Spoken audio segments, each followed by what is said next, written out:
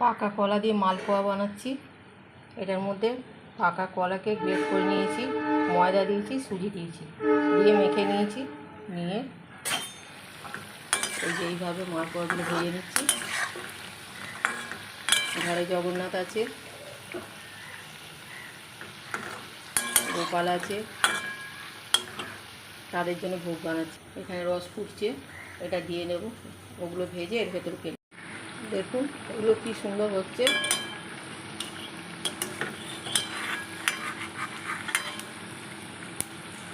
এটা পুরো লাল করে ভেজে নেব।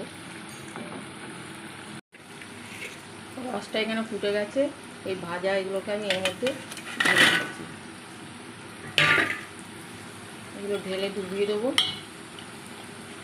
এতে একটু ঘি দেবো।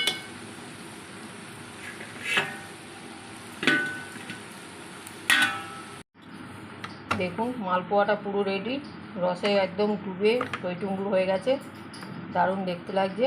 এরপরে আমি ভগবানকে ভোগ নিবেদন করবো এটা দিয়ে। হরে কৃষ্ণ।